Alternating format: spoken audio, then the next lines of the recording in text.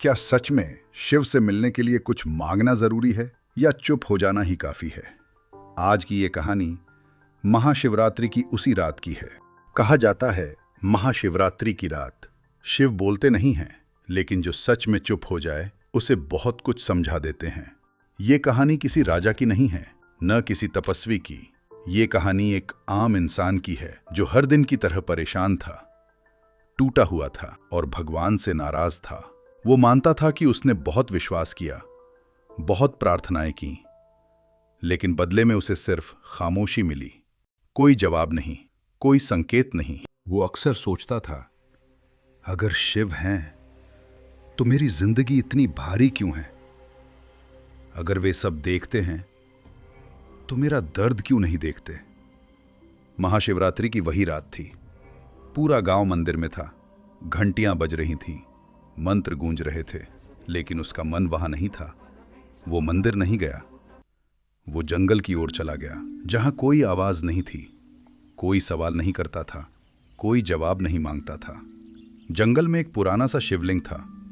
न वहां पुजारी था, न दीपों की कतार, बस पत्थर और गहरी शांति। वो वहीं बैठ गया, थका हुआ, खाली, और पहली बार उसने भगवान से कुछ नहीं मांगा।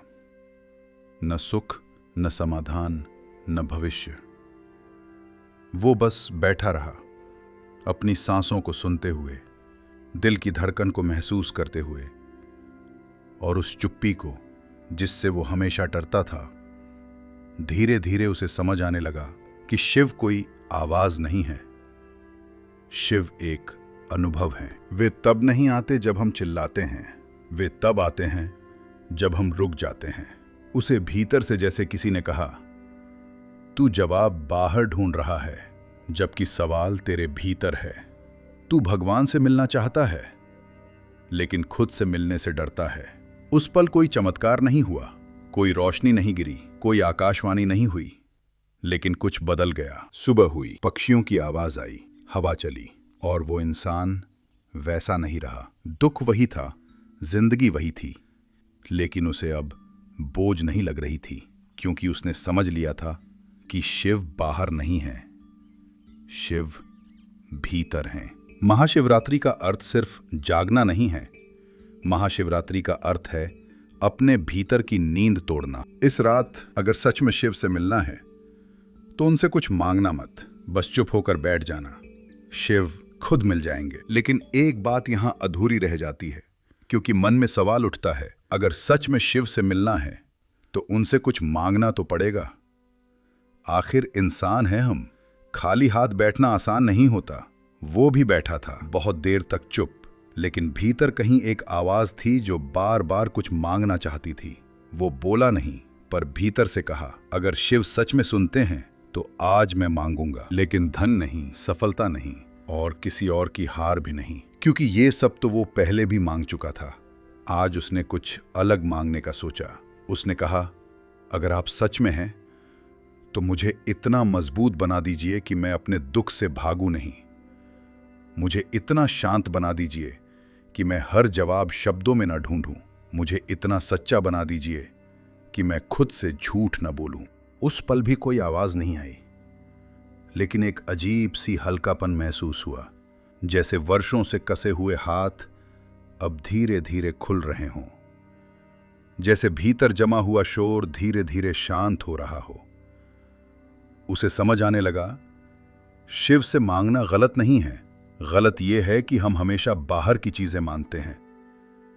शिव कभी चीजें नहीं देते, वे स्थिति देते हैं, वे समझ देते हैं, वे दृष्टि देते हैं। वे तुम्हारी जिंदगी नहीं बदलते, वे तुम्हें बदल देते हैं। और जब तुम बदल जाते हो तो जिंदगी अपने आप बदल जाती है। उस रात के बाद उस इंसान की जिंदगी परियों जैसी नहीं हो गई। दुख आए, समस्याएं आईं, असफलताएं भी आईं, लेकिन अब वो टूटता नहीं था, क्योंकि अब वो जानता था कि शिव उसे बचाने नहीं आए हैं, शिव उसे जागाने आए हैं। महाशिवरात्रि की यही सबसे बड़ी सच्चाई है। ये रात किसी चमत्कार की नहीं, ये रात किसी वरदान की नहीं, ये रात है अपने भीतर बैठकर खुद से सच्चा सवाल पूछने की। इसलिए अगर इस महाशिवरात्रि आप सच में शिव से मिलना चाहते हैं तो उनसे ये मत पूछिए कि आप मुझे क्या दे सकते हैं। उनसे ये पूछिए, मुझे वैसा इंसान बना दीजिए जो हर हाल में शांत रह सके, जो हार में भी सीख ढूंढ सके और जो अकेलेपन में भी खुद का साथ ना छोड़े। बस इतना मांग लीजिए, बाकी शिव खुद संभाल लेंगे। और शायद इसीलिए शिव कभी सामने आकर कुछ नहीं कहते, क्योंकि अगर वे बोल दें तो हम सुनना सीख ही ना पाएं।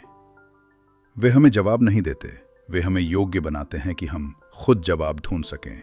इस रात अगर बाहर सब कुछ शांत है तो समझ लेना कि भीतर भी कुछ शांत होना चाहता है। दीपक जलाओ, लेकिन कमरे के लिए नहीं, अपने भीतर के अंधेरे के लिए।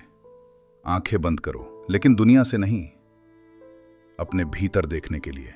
और अगर कुछ मांगना ही है तो बस इतना मांगना कि जब जीवन कठिन हो तो हम भागे नहीं, जब मन टूटे तो हम खुद को ना छोड़ें, और जब सब चुप हो जाए तो हमें अपनी सांसों की आवाज अब भी सुनाई दे। बस इतना ही काफी है।